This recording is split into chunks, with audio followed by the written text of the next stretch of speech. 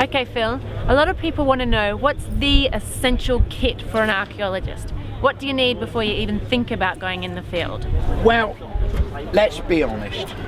The most important thing that any archaeologist ever needs is one of these, a trowel. Now, the trowel is the most important piece of kit that the archaeologist ever has. Not only is it the most important bit, it is the most personal bit. Every archaeologist has his or her own trowel. They feel comfortable in the hand, and woe betide anybody else who ever uses my trowel without my permission. This trowel is what a proper archaeologist trowel should be. All of this should be forged in together. It's no good having a cheap welded one, because if you work hard enough, you'll break that off there. And then you end up with a broken trowel, and a broken trowel is no good to anybody. This is a good sized trowel, and when you use the trowel, you tend to use it this way. It's not a this trowel, it's not a this thing, it's this sort of thing. So you need to have a trowel that is big enough to shift muck. Muck is dirt. You need a trowel that's big enough to shift muck. Some archaeologists think it's very, very good to have a very, very small trowel. They like to think that shows that they've been digging holes for donkey's years. No, that just means they don't like to do any work. This is the sort of trowel. Now you can see that because I'm a slightly experienced archaeologist, I like to have a range of trowels.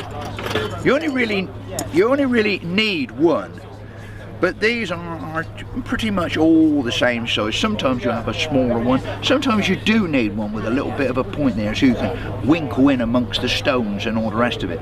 So once you really get experience, it's always useful to have a slight reserve. So that's the most important sort of piece of kit. Now, the next most important piece of kit, and probably the piece of kit that I actually use more than any other trowel, is this. This is a shovel. This is my shovel. This is my special shovel because it's got a longer handle than normal, and that's because I'm so old and decrepit that I can't get down quite so far as I used to, and so I have to I can stand up. This is a beautiful shovel.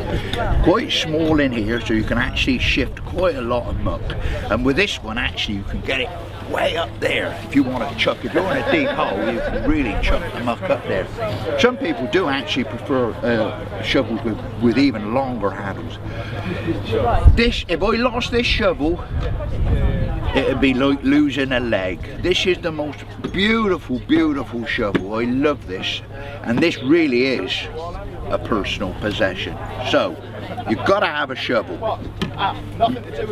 Now, paintbrushes. Paintbrushes, different sizes of paintbrushes. Paintbrushes are alright when what you're digging is dry. If it's wet, then the brush tends to smear it quite a bit. So what you need is something with its nice bristles there. See, that one really is really get in. And then with these things like that, little dental picks, again, you can ease the dirt away. And then this things like plasterer's leaf, just to get down in amongst. No archaeologist should ever go onto a site without they got their special small scale tools. So that's pretty much. Oh, spoons, because where the shovel won't get in, the spoons will. So if you can't afford to go out and actually buy spoons, then what you have to do, if you're a young archaeologist, is to raid your mother's kitchen drawer and steal spoons. And then what you do is you bend the handle so that you can ladle out the dirt out of the holes. Remember, I didn't say steal, I just meant take from the kitchen drawer. I think that's pretty much what you need to do the digging, but of course you do need also the materials to measure. So no archaeologist should ever go on site without at least one tape measure, so they can actually do the measuring, the planning and the recording. And of course then you would need pencils biros, marker pens to mark the bags with the labels so that you know which layer and which site, which trench you're actually working in, clips to hold down the piece of paper on your drawing board, string. This is beautiful string, this is lovely string. Look at that, it's very, very fine string. And this is the sort of string you need when you want to be drawing a section, the face of a trench. Stick that in, that end, and then with a nail on the other end, stick that in, and you level it up with the line level.